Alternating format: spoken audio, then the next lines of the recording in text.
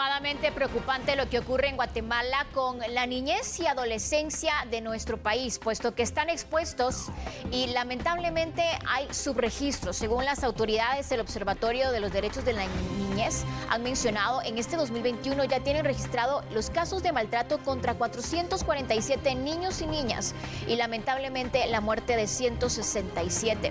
Carla Mejía tiene toda la información al respecto y nos tiene los detalles ahora mismo. Adelante, Carla, ¿cómo estás? Buenos días.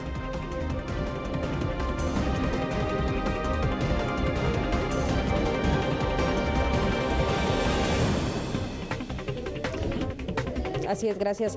Lamentable la situación porque vemos que estamos pasando el mes de mayo, son 5 meses y a tener estos datos preocupa a toda la población guatemalteca y sobre todo a la juventud. Sandra es una jovencita que está en esa lucha por los derechos de la niñez. Hoy nos comentaban estos datos y estábamos hablando un poco sobre el caso de Huehuetenango, sobre este hombre que violó durante 4 años a su hija desde que tenía 9 años. Sandra Huarcas, tú vives en Suchitepeque, se están dando estas informaciones que al final, pues a todos los padres de familia, a todos los guatemaltecos nos entristece saber que todos los niños están siendo violentados, agredidos y lo peor es que sea por los propios progenitores o los tíos, los familiares cercanos. Sí, lamentablemente esta es una situación que se vive a nivel nacional en este país, lamentablemente. Muchas de las niñas tienen que convivir todos los días con sus agresores, tal es el caso que comentábamos. Y pues también tomar en cuenta de que hay muchísimos más casos que no son registrados porque no se denuncian, porque no se hablan y muchas niñas viven con esto todos los días y nadie sabe nada y estas niñas no denuncian por miedo, por que después tienen represalias por parte de sus mismos familiares que en su mayoría en el país, por ejemplo, son los victimarios, son personas que viven con ellas o son cercanas a ellas, familiares de las víctimas. Un dato que teníamos de Huehuetenango es que hasta esta fecha de este año son 81 niñas las agredidas sexualmente. En Suchitepeque, ya que tú vives allá, ¿cómo está esta situación? ¿Ustedes han hablado con la juventud, con la niñez para que puedan denunciar? Porque si ellos no lo dicen, van a estar calladas y violentadas todo el tiempo. Por supuesto, parte de nuestro trabajo es precisamente eso, poder llevar información y formación para que estas niñas puedan ya hablar y puedan dejar de ser víctimas, pero es un proceso muy difícil, tomando en cuenta de que muchas de ellas empiezan a ser violentadas desde que son niñas, tal es el caso de la niña de Huehuetenango que empezó a ser violada desde los 9 años, muchas incluso antes. ¿Han tenido casos ustedes de jovencitas que han sido agredidas sexualmente y que les estén dando apoyo hasta el momento? En nuestro caso no hemos, digamos, tenido un caso en nuestra red en donde nosotros trabajamos, pero en Suchitepeques no es ajeno el departamento en estos casos.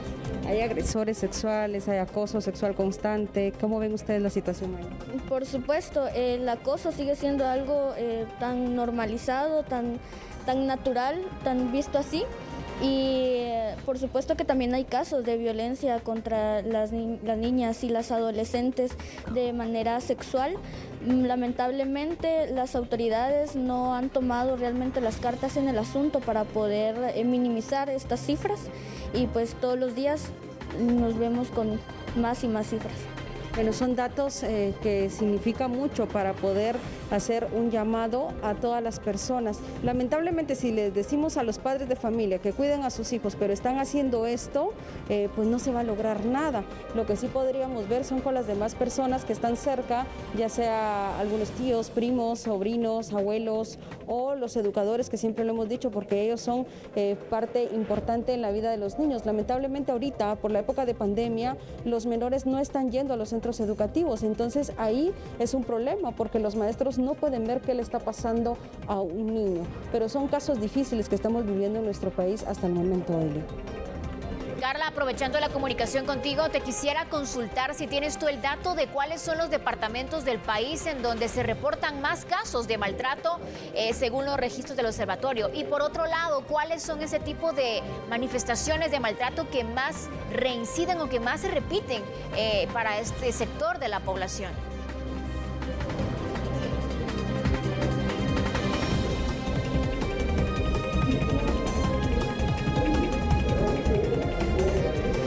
Así es, Odili. Ayer que estábamos evaluando un poco esta situación, nos enteramos que uno de los departamentos más perjudicados es Alta Verapaz. No sé si ustedes tienen algún otro dato de los departamentos donde se den más este tipo de hechos violentos, de maltrato, de agresiones sexuales, que pudieran compartirlo con nosotros. Tenemos el dato general, que es el que se estuvo comentando hoy en el comunicado que leímos. Específicamente por departamento, ahorita no tengo como una cifra para poder compartirla. ¿Es el área occidental la más afectada o es qué otras áreas de las que ustedes han conocido, de las que ustedes han podido hablar durante los análisis que han hecho? Nuestro trabajo, digamos, se centra en nosotros como redes, porque realmente es trabajo comunitario el que nosotros hacemos, es en el área de Suchitepeques. Entonces, yo considero de que esta organización sí tiene trabajo en esas áreas, pero nosotros nos centramos en el área del sur del país. Perfecto.